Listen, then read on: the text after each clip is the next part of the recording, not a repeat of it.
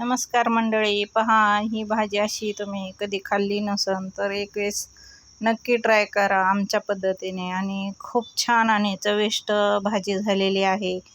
ही आणखीन थोड्या वेळ आपल्याला उकळवायची आहे. तर इथं पहा आपण कांदा, मोहरी, जिरे, हळद इथं आपण छान परतून घेतोय.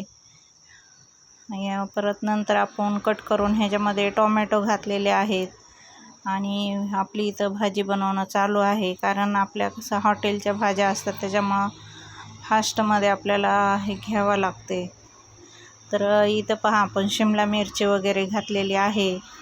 इथं आपण शिमला मिरची आणि आलूची सब्जी बनवत आहोत. तर पहा खूप छान आपली ही भाजी लागते खायला. इथं आपण मसाले घातलेले आहेत. लाल तिखट, थोडंसं काळं तिखट, परत चवीनुसार थोडंसं काश्मीरी तिखट घातलेले तरी येण्यासाठी भाजीला. आणि ही काजू बदामची पेस्ट आपण जी बनवून ठेवलेली असते ती घातलेली आहे. काजू बदाम, पांढरे तीळ आणि हा मसाला आपला जो ग्रेव्हीचा आपण जो बनवून ठेवला होता तो घातलेला आहे. ह्याच्यामुळं आपली ही भाजी खूप छान ग्रेव्हीदार होते.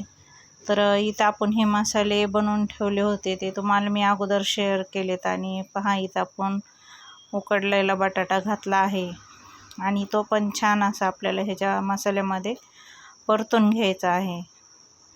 तर तुम्ही कधी येताय हॉटेल ताई साहेब, एक वेळेस नक्की भेट द्या. आपला बटाटा छान परतून झाला का आपल्याला त्याच्यामध्ये पाणी घालायचं आणि छान आपले ग्रेव्हीला तरी येईपर्यंत बारीक गॅसवर ठेवायचं. इथं पहा आपण चवीनुसार मीठ, कोथिंबीर घातलेली आहे आणि गरमागरम आपली ही भाजी तयार झालेली आहे. तर इथं पाहू शकतात आपली छान अशी ग्रेव्हीदार भाजी झालेली आहे. तर ही भाजी खायला भातासोबत खूप छान आणि चविष्ट लागते. भातासोबत, पोळीसोबत, ज्वारीच्या भाकरीसोबत.